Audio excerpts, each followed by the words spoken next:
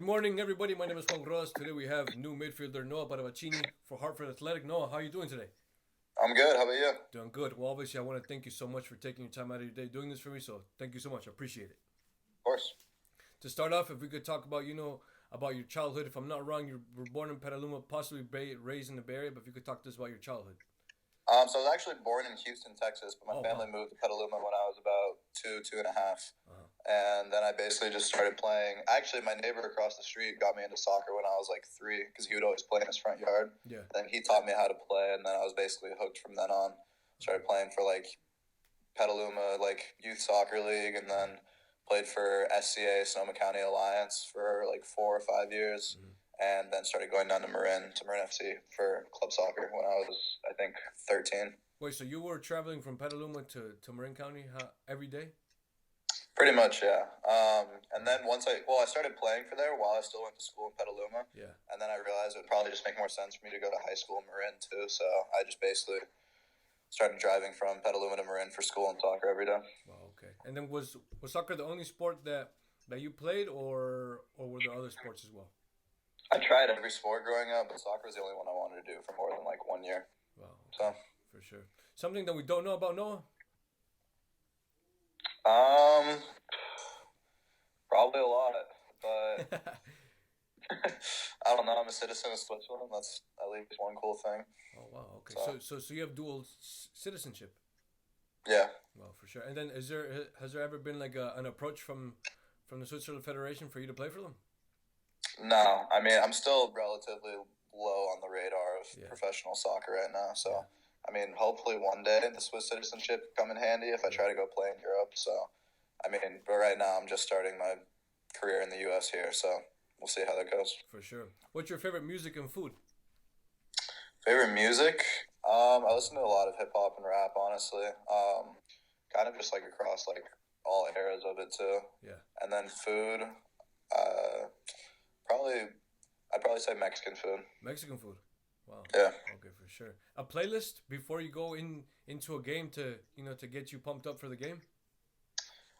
Yeah, sometimes I just listen to like whatever music's playing in the locker room and Yeah. talk to everybody else. But there are some times where I just feel like I need to put on something to kind of get myself pumped up. So I'll listen to, I don't know, it kind of depends whatever my favorite song is at the time. I don't really have any set playlists I listen to. Mm-hmm. It's kind of like once I get hooked on a song, I'll listen to it like over and over and over again Yeah. until I'm sick of it. Most definitely. If you wouldn't have become a professional soccer player, what would your profession be? That's hard to say because soccer has dictated so much of my life Yeah. already, like pretty much where I went to both high school and college. Yeah. Um, but I mean, I studied computer science when I was in college and I got a degree in that. So I Yeah. think once I'm done playing, if I don't stay in the sport, I mean, I intend to work with the sport as long as I can. Yeah. I'll probably go into something like software development or video game design. Yeah. Most definitely. What are your short and long term goals? Obviously, you just signed with Hartford a couple months back. Well, but what are your short and long term goals? Short term goal, obviously, is just to lock down a spot in the side and Mm-hmm.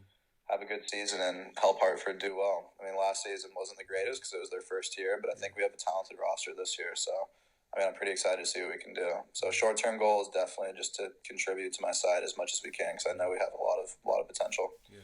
And then long term goal is obviously to just make it to the highest possible level of competitive soccer that I can. Just to keep moving up and moving up and moving up as much as I possibly can. Yeah. Any So I league? know. Uh huh. Oh, Any league that interests you? any league, I mean, there are so many leagues I would want to explore Yeah. throughout the world. I mean, it's hard to start, Yeah. but I mean, obviously, it would make sense for me to try to just get my feet planted here in the U.S. first and try to work my way up to the MLS. But I mean, I have European citizenship, so I would absolutely love to try and go play abroad one day. Also, Most definitely.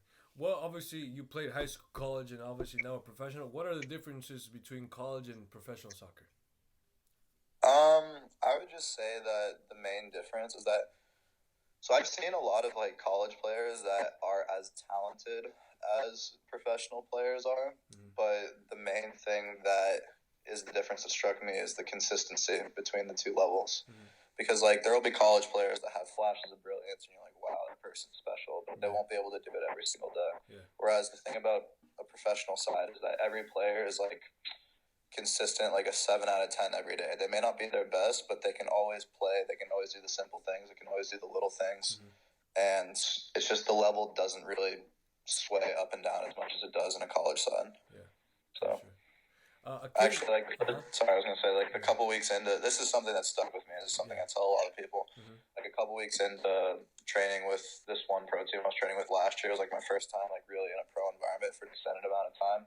The coach told me that being a pro isn't about proving that you can be a 10 out of 10. It's about being a 7 out of 10 every day. Was that in Holland?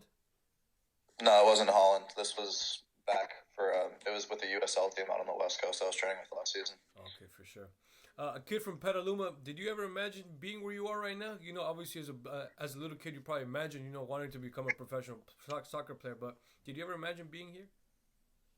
I didn't imagine being in Connecticut specifically, but I always imagined being a pro player. Yeah. Like that was always. I don't want to say my plan, but like I knew that was always the goal I was going to work towards as much as I possibly could. So it's like it was kind of surreal actually when I signed back in December. I thought it would like hit me like, wow, I'm a pro now, but by then like my ambitions and goals had already reoriented to the point where like I didn't even feel like any sense of, well, I did feel a little bit of like satisfaction, but it wasn't like, wow, I made it. It was like, you want to prove. I got so. Yeah, most definitely.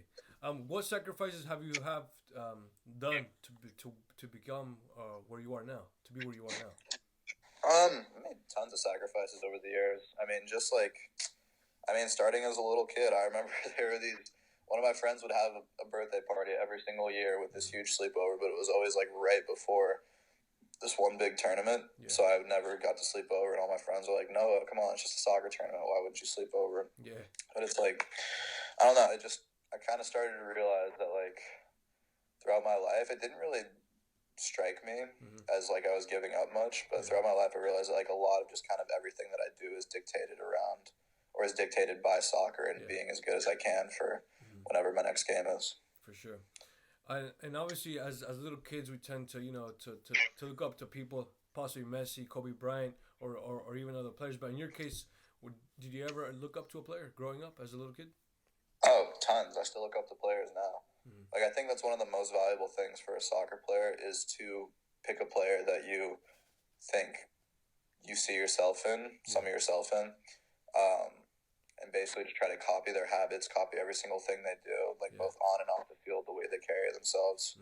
Like, I think you can learn a lot just from studying, like, individuals that you respect. So it started, the first player I idolized was Paolo Maldini for AC Milan, because when I was younger, I had long curly hair and I was a defender, so my coach just started calling me Maldini. And then I started watching him, and I would stay home from school to watch AC Milan play in the Champions League and stuff, and I watched him every weekend. I was waking up at like 4 a.m. to watch AC Milan's like Club World Cup games when they were playing. Like, crazy. Yeah, so he was like my first like true idol. But since then, there have been a lot of players that I've idolized since then. Right now, it's probably Kevin De Bruyne. Like, I cannot stop watching De Bruyne. Yeah, he's so good. He's incredible. For sure. And then, obviously, if I'm not wrong, you're a center mid, but in your opinion, who do you think is the best center mid in USA history? Obviously, talking about soccer. Best center mid in what? The best center mid in USA history relating to soccer. In your opinion. In my opinion, I would probably say Stuart Holden, even though his career was screwed up by injuries. Stuart Holden, just in terms of like the talent and the ability he had. I mean, he was back when he was on Bolton Wanderers in England, he was literally voted like their player of the season, even though he missed half the season. As an American, to come in like a young guy who would struggle with injuries in his career and to have like such a crazy influence on a Premier League side. I mean, he was just so good. He was doing everything right that season. Yeah, for sure. The best center mid that you have faced throughout your career? It could be throughout any level. I'm trying to think. That's a really good question, honestly. I'm pretty sure you faced a lot. Yeah, I faced a lot. I'm trying to think of who I played in college out of center mids. That's a really tough one. Probably, there was this guy who, probably the one who I thought played the best when I played against him was when we played against Michigan State. There was this guy named Ken Krolicki, who ended up getting drafted by Montreal and playing for them in the MLS. I just remember he screwed up once. He was so hard to get the ball off of. He retained possession every time. And he wasn't one of those players that was like, you would really notice that would just stand out to everybody, that was going to wow the crowd. But if you just watched him, I mean, I knew this because I had to mark him the whole time. He just did everything right. Yeah. So it wasn't surprising to me that he ended up getting a spot in an MLS side. Yeah, for sure. When you play against players, you know, that you played against in college, and then they let it go on and go pro, does that like kind of strike you? Like I could do this as well? Yeah, 100%. Like after, I mean, like my sophomore year was like my first really good college season. Yeah. And I was looking at these guys that I had better seasons than, and they were going on to play pro that year. And I was like, okay, well, I can definitely do this now too. So. For sure. And then obviously you signed with Hartford. Have you given a thought of what you're going to do with your first professional paycheck from Hartford? Well, I already got it. It was mostly paying off my credit card bill. But, yeah, I mean, honestly, I had to spend a lot of money kind of moving my life cross country again. Yeah. So it's probably just going to be saving up a little and covering expenses. I don't really have any like purchase in mind that I want to get. Yeah. But I don't know, I'll probably get a new pair of boots or something soon. Yeah. For sure. Might get a Nintendo Switch if I save up enough money. That's about it. But I'm probably just going to try to be smart with my money and save. Yeah, of course. What are your expectations, obviously, with Hartford Athletic? I mean, it's tough because it's tough to have expectations because I've only been here for 2 weeks and the entire program is super different than it was last season. Like, there's an entire new coaching staff. Yeah. I think only 7 of the players from last season are still around this season. Yeah. So it's hard to know what to expect. I guess what I would like to expect from the side is that everybody's bought in and that we're playing a good brand of soccer that wins games and is enjoyable and helps the players improve. And I think that's very, very reasonable given the quality we have in our coaching staff and in the side. For sure. What do you miss about the Bay Area, you know? Oh, a lot. The food, the sun. I mean, like, it's already... I always took it for granted growing up, and then going to school out in New Hampshire, it really made me realize how lucky I had it. So I think overall, like, the number one would be the food. For sure. Like, I just miss Mexican food. I miss In-N-Out. Like, that's my guilty pleasure. I freaking love In-N-Out. Most definitely. Do you come back often? Obviously, now that you're in Connecticut, do you come back often to the Bay Area or no? I mean, I've only been here 2 weeks, but it's not looking like I'm going to be able to visit the West Coast very much, just given how busy and long the USL season is. Because the way the USL works is there's a Western Conference and Eastern Conference, and they don't play each other at all. Like, I'm only going to be playing teams from the Eastern Conference, so it's not looking like I'm really going to have time to like take a trip back home at any point during the season. Yeah, for sure. Best game that you have played in your career? Best game that I've played in my career. That is a tough one. Yeah. It doesn't have to be a specific one because I'm probably guessing there's probably various games. Yeah, there were. That's tough because like I said, at each different level, the game's so different that what your best game is kind of changes with. Like, if you ask me, like, what my best game in high school was, it was probably, like, whatever game I scored or assisted the most in. But then, like, if you ask me what my best game in college was, it was probably something, like, I'm trying to think. It would probably be more along the lines of a game where I kind of just did everything right and my team got a result in an important game. Yeah. It changes at levels, right? It does change at levels. Yeah. Different levels. I probably don't know what my best game would be. I think individually, the game that stands out to me, because it was my first, like, I struggled a little bit as a freshman going into college. Like, I don't know, I don't think that, I wasn't super confident. I was trying to find my footing. And I think the first good game I really had that kind of solidified my spot in the side and kind of set the tone for myself going forward was basically one of the other center mids got injured and they had to start me in his place against Harvard in this super important game for the Ivy Conference. Because, I mean, the Ivy League is just 7 games, flat league. There's no tournament. Like, if you drop points, you kind of can't win. Yeah. So they were like, I think the coaches were a little nervous starting me, a freshman who hadn't really done all that well that year at center mid. Yeah. But I had a freaking hell of a game. I played super well, connected all my passes, like set up some good chances, almost scored. And the coaches afterwards were like, dang, good shit. Yeah. And then I was pretty much a starter from there on out through my college career. So that would probably be the best game I had, just because, like, looking back at it, that was the first game where I really realized, like, wow, I can do this. I can adjust to any level. Like, I know I have the technical ability. It's just about getting things right mentally and tactically. For sure. So that's probably what I would say. Most definitely. And obviously, being 2 weeks with Hartford, is there anything that struck you about, being the hardest thing about being a professional now? Waking up early. That's probably it for me. I was terrible at waking up early in college, and my team always trained in the afternoon. I don't know. I mean, like, I think being a pro is really easy if you don't overthink it. Because a lot of people really get in their head about, like, oh, I got to impress, like, the coach, like, in this way today. Like, they're always, like, I hear of a lot of people, both at the college and pro level, constantly worried about their standing or unhappy or uncomfortable with where they are. But if you don't overthink it and just go out there and enjoy the game every day and just keep working hard, it's super easy because it's what you love in the end. Exactly. So you just got to keep doing all the little things right, and it's fine. So I guess the hardest little thing for me to do is to go to bed and wake up early. So that's probably it. How early? We wake up at, I mean, it's not even that early, honestly, but we wake up at, like, I usually wake up at, like, 7, but in college, I don't think I woke up before 11 ever. So it's really, like I said, it's not that early. I'm just a baby. No, yeah, most definitely. Were you part of the MLS Super Draft? No, I was not. I was hoping to be part of the draft after my senior year, but I actually got a really bad injury and honestly had a pretty terrible senior season. Oh, okay. So how did you get in contact with Hartford? They saw me at a combine out on the West Coast. Just basically, there are these combines that you can sign up for as a player that pro coaches will attend, and then if you play well, they'll talk to you, offer you a contract, invite you out to another combine or something like that. So, were there any other offers from different teams, or was Hartford your only option?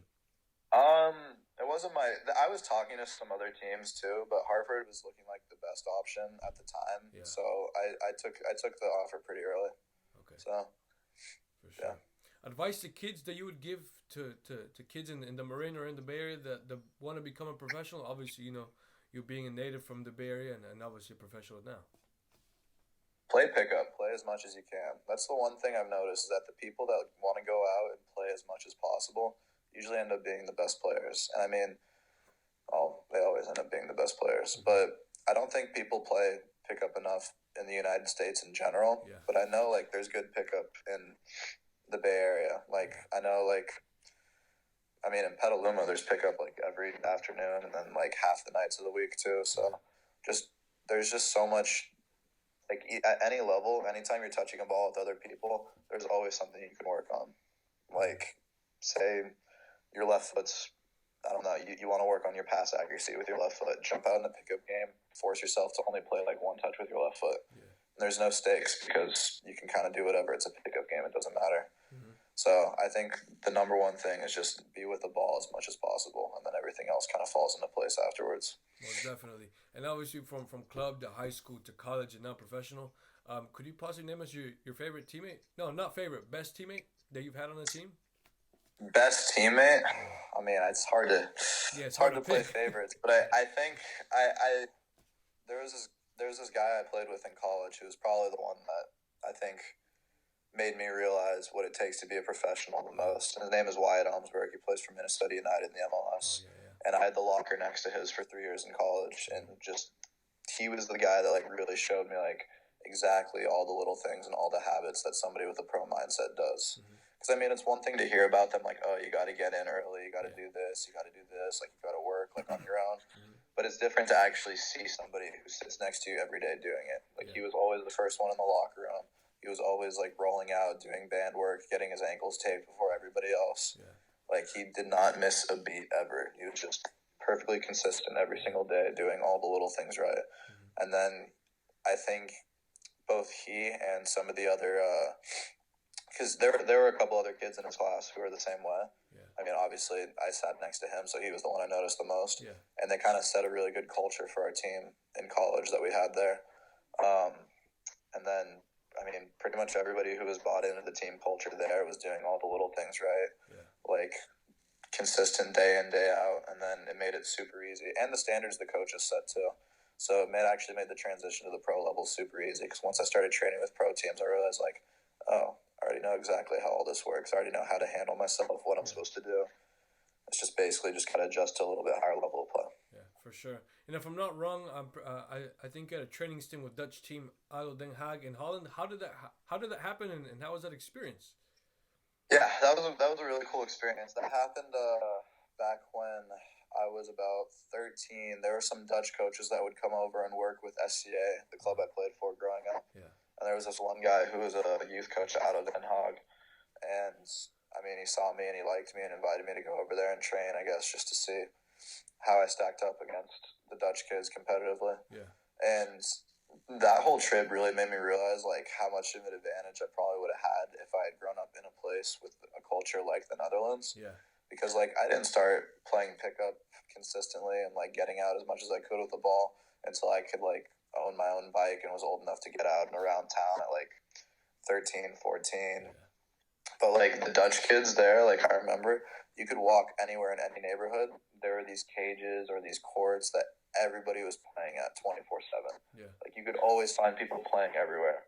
And just because of that, just, like, the average player there was just so much better. And it's crazy because they're only a country of, what, like, 11 million people? When you think about all the world-class players they produced. Exactly. So it was a very eye-opening experience just to see how all that stuff was run over there. For sure. Well, what other professional teams have you trained with?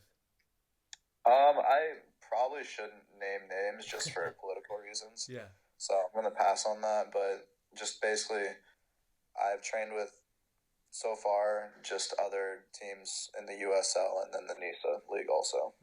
For sure. And then obviously, when you have time off and you're not training, do you watch Netflix? Do you play FIFA?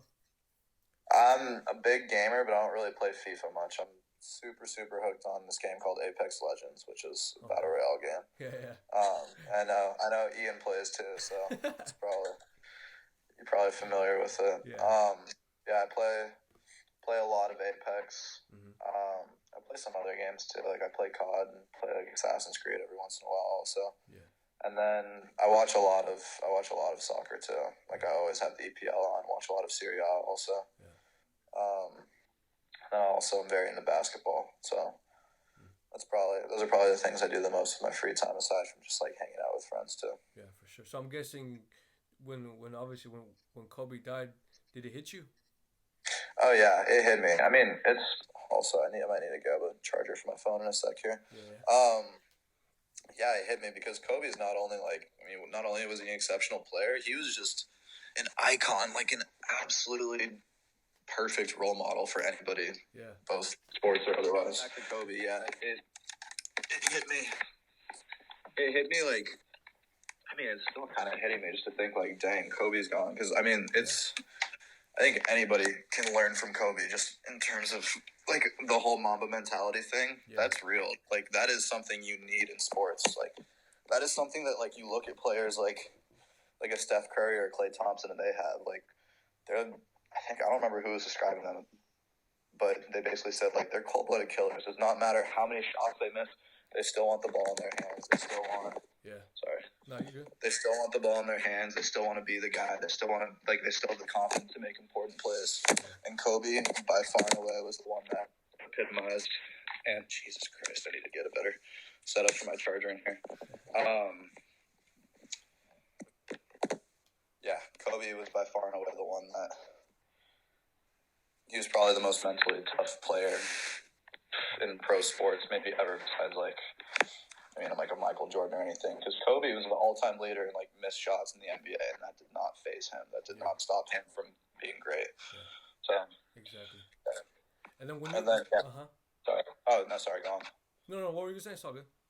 Oh, I was gonna say and then Roy Boateng. I know Roy pretty well. Yeah. Just because he grew up in Santa Rosa, so pretty close to me. And then one of my best friends in high school ended up being his best friend in college, Noah Wilson at UC Davis. Yeah. You guys played together, no? Yeah, Wilson and I played together so much. Yeah. So yeah, like I've gotten to know Roy through him, and then just from around for a while too. Yeah. So. And I'm guessing you guys have been keeping in touch because you said that you guys are gonna play this upcoming week, if I'm not wrong. Yeah, I actually haven't talked to him in like a month, or probably like more than that. But yeah, every so often we keep in touch. I mean, we were never like super super close, Yeah. but like we're always friends. Most So definitely. And then when you signed your first professional contract with Hartford, did did it happen as you would imagine? You know, with all the media there, or you know, like. no, no. I signed it in my kitchen. Oh, you did. Yeah. Wow. I mean, like you can do. I mean, some clubs, some people will do the whole thing where they do like a whole like public presentation, all Yeah. that. But in my case, it was like I was signing a contract across the country from the club, set up by a guy that Wow. I'd only talk to over the phone. So Yeah. it wasn't going to be any sort of like presentation or anything. I basically just signed it and sent it back to him. Yeah, for sure. But I'm imagining when you signed it, your family was there. Yeah, I think my dad took a picture of me, but That was it. yeah, that was it. I don't think my mom was home. Oh, okay. What other athletes apart from soccer were that you looked up to when you were a little kid? um,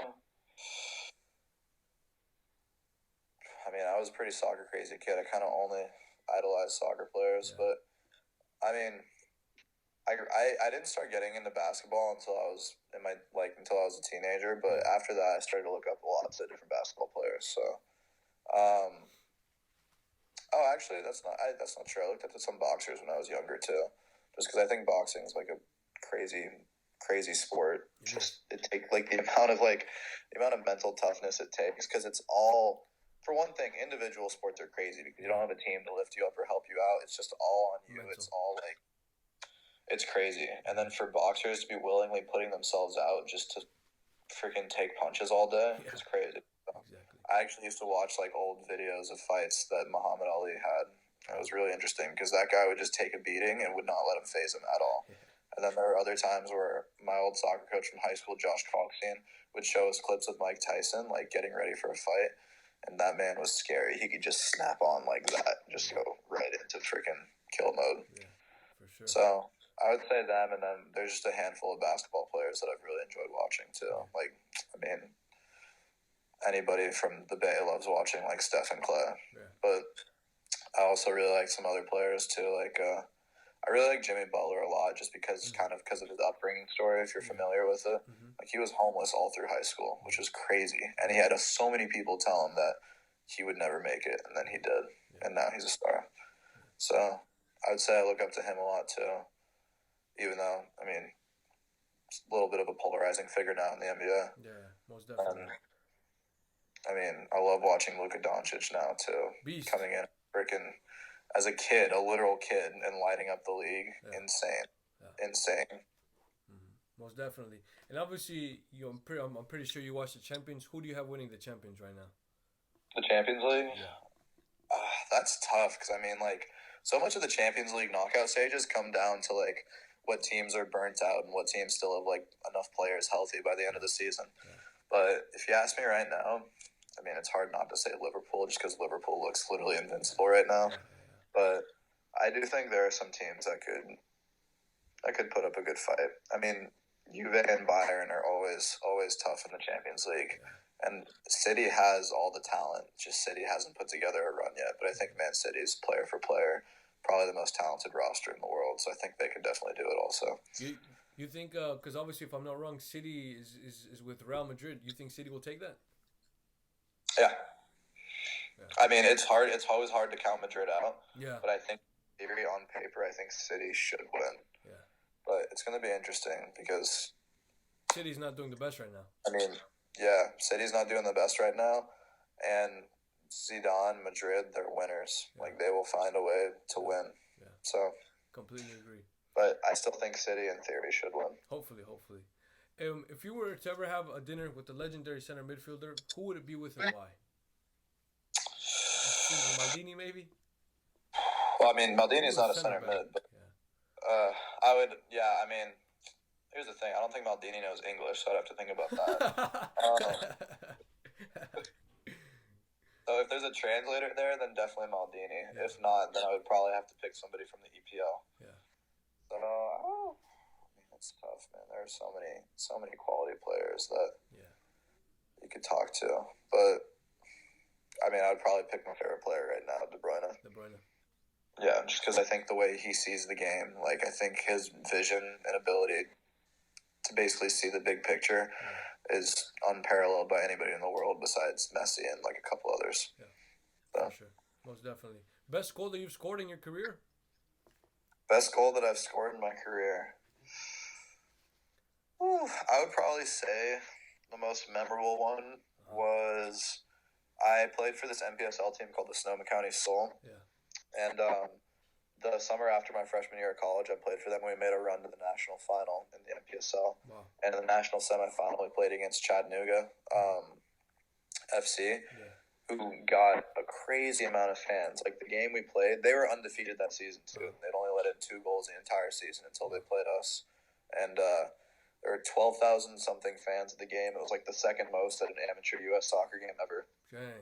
It was crazy. And in the 80th minute, we were down 1-0. And I scored a goal to tie the game. And it was crazy just hearing, like, because you couldn't hear anything on the field. It was like 12,000 fans just roaring the whole time. Yeah. When I scored that, they just went silent, which was crazy. It was surreal. And we ended up coming baback and winning that game, too. What? You guys won the game? Yeah, we scored like an overtime. Or not overtime, we scored a stoppage time winner. Wow. Like in like the 90-somethings. So, yeah. So that was probably the most memorable goal. I still watch that one sometimes. Where was the game played in? Sonoma or in Tennessee? No, I was in Chattanooga. In Tennessee, right? Yeah. Wow. Okay. Most definitely. Most memorable memory on the soccer pitch? On the pitch, I mean, I've had so many. This is. I don't know why this one always stands out, but I guess, I mean, it's not a good memory, but my junior year of college, that was like the year that we were really, really good. And that was the year that like we were supposed to, because we always lost in the second round of the NCAA tournament. We could never make it over there, like, because we always, like, we had, the way our school's set up, we have our finals before Thanksgiving. Yeah. So the second round NCAA game is always played in the very middle of our finals period. Wow. Like, finals go Thursday to Tuesday. That game's on a Sunday every year in the middle. So, and, like, we would always be on the road. We were on the road to Syracuse my first 2 years there, which is, like, not an easy road trip to make in the middle of finals period. Like, go out, like, 6-hour bus ride to Syracuse, freezing cold, played in a blizzard one year, kids are taking tests in the hotel, like... Damn. Yeah, it's tough. So my junior year, that was the year we were super good, and we got a first-round bye in the tournament, and we were like the 15th seed, so we got to host the second-round game at home, which made things so much easier, because, like, obviously we were still in finals, but it was, like, finally, like, we set ourselves up to go forward, and we ended up drawing New Hampshire, who was probably, I think they were the highest-ranked team to not get a seed. Wow. So it was, like, we were the 15th seed, and they were, like, 17th in RPI, so it was, like... super evenly matched. They had beaten us earlier in the season too. And that game, man, went 0-0, and then we lost in PKs, and that game still always, it's just like, come on. It was like, that was the year we were supposed to break forward. And it's just thinking about that, just, I still remember so many things about that game so clearly. But that's probably the most memorable one, even though it's not a good memory. Yeah, for sure. To finalize the interview, Noah, if you could talk to us about, if I'm not wrong, you speak Spanish, correct? Yes, but not very well. And then why Spanish and why Mexican food? Well, I would say Mexican food just because, I mean, I'm from California and my town is a pretty large Latino population, and it's just kind of what I grew up eating. And then Spanish, honestly, like, well, half my family is from South America, or, I mean, they're from Europe originally, but my dad and my grandpa both born and raised in South America. Where so that's like my family. My grandpa and dad were both born in Buenos Aires, but my dad grew up in Caracas, Venezuela. And then he moved to the States when he was like 17. And I mean, I honestly only learned Spanish through school, really, and then I would use it a little bit when I was talking to my family, but it's not, my Spanish is rusty. Like, I understand a lot of what I hear, but I'm not super good at speaking it back very quickly. Have you been to Argentina? No, I've never been. We don't have any family there anymore. My grandpa, after he moved away from Venezuela, he moved to Mexico City. So I went to Mexico a good amount of times, but never been to South America. Most definitely. Well, obviously, Noah, I want to thank you for your time. Obviously, I wish you the best of luck with Hartford. this upcoming season. And I also want to thank Ian for connecting us as well. So I really do appreciate your time, your answers, and like I said, I wish you the best of luck this season. Hopefully you can earn a spot in the starting 11, and best of luck. Thank you so much. Thank you. Thank you for watching my video. If you guys could share it with your family members and friends, that would be much appreciated. To all the people around the world who watch my videos, thank you so much. If you could like and subscribe to my channel, I would love that a lot. Until next time, thank you.